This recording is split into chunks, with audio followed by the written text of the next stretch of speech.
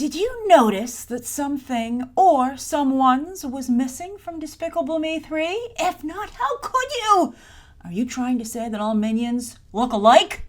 Yes, Kevin, Stuart, and Bob are nowhere to be seen because they have their own franchise, Minions, and Illumination Entertainment wants their story to continue in said sequel in 2020, back in the 1960s. In fact, Despicable Me 3 co-director Kyle Balda specified, quote, "Really, our feeling is that we haven't seen Kevin, Stuart, and Bob specifically in Despicable Me 1 or 2 anyway." Tell that to a number of Despicable Me wikis. And we wanted to be faithful to the timeline. Are they still doing their own thing, or are they there with Gru and the other Minions in those films? But then why would they take a back seat all of a sudden? Or, he continues, like, is Bob an adult now? We don't want to bring that out into the open too much and start to continue a storyline with characters that we hadn't set up earlier. What? I don't know how I feel about Minions aging with this whole is Bob an adult now, because that would then mean that Minions can die, and it's also that they're born, and how do Minions procreate? Because I will admit they're awfully flirty. Anyway, if you don't remember how Minions ended, I'm going to tell you now, so spoilers. All right, so Scarlet Overkill and Herb, as you might recall, were going to steal the Queen's crown themselves. They've had enough, finally, but they're bested by a young Gru. Freezer A!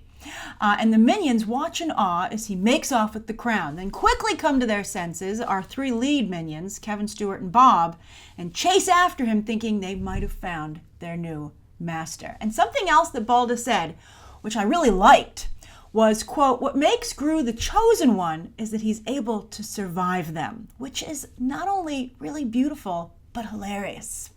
So with all of that in mind, here are my top 5 ideas for Minions 2, which again comes out in 2020, and they haven't really revealed very much about it so far. We don't know any of the talent involved, even who's directing it behind the camera, etc., but it's coming. And come it shall, because it's the only Illumination Entertainment movie so far to make it into the $1 billion club. $1 per Minion. All right, so anyway, number 1, obviously, is that our 3 lead Minions need to convince Gru to lead them.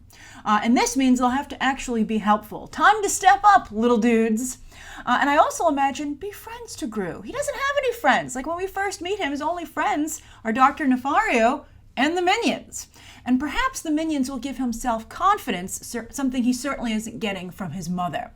That could be some really nice moments. All right, number 2, go get the rest of the Minions. I don't know what they're going to do while Kevin, Stuart, and Bob seal the deal with Gru, but I bet it will be hilarious because they're very good at entertaining themselves and entertaining us.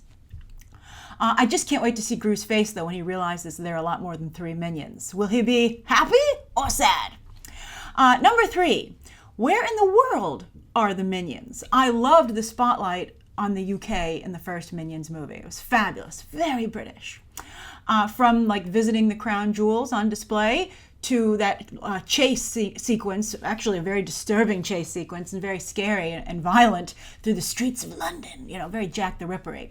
And Despicable Me 2, by the way, had a distinct Mexican theme. And in Despicable Me 3, they not only feature Los Angeles, but I got a Mediterranean vibe from Drew's hometown of Fredonia. So what's left? I was going to go with Russia maybe, but the obvious answer is China, right? Ka-ching! Just think of the Minions gags. Like, remember that hilarious 30 Rock joke about the Olympics, the Chinese Olympics? This franchise could also stand to do better at the Chinese box office, so this is a fabulous idea. Everyone loves Chinese culture, and who wouldn't love to see how Europeans see Chinese culture? Because we're always seeing it through the lens of Hollywood, and Illumination Entertainment, even though the films are distributed by a U.S. distributor, Universal, they're animated in France with French talent, and that's what makes them, I think, so unique. So I think that would be fabulous. I just hope that the Chinese can take a joke because you want to make sure this film gets approved for release. All right, number 4, Bond, young James Bond. We've met an awful lot of villains throughout these films, and Gru has even become a good guy himself. But who are all these villains fighting? I mean, I know there's the Anti-Villain League, but do they have like a star agent besides Lucy, right? You can't have a super villain without a super good guy. And since Gru is a teenager here, you can play off of the high school dynamics of jocks versus goths, right? It practically writes itself. I think it actually does write itself, totally. But then also, but don't get sloppy, Illumination Entertainment, but I have yet to see them do so. Also, how would the Minions react to a super good guy? I think that would be a lot of fun. I mean, it's in their DNA to be bad and follow a bad guy. So I think that would, maybe they'll have like a crisis of conscience. Who knows? I'm very curious about that indeed. And then number 5 is Minion character development. Now, it didn't go so well with Mel in Despicable Me 3. It's kind of like a half Minion leader, half Minion representative. I guess he was like the Minion union rep. But it didn't work. Perhaps it's because with the threesome, Kevin, Stuart, and Bob, even though we're focusing on less minions, it still maintains the group element, which is so crucial to what makes them so appealing, at least in my opinion.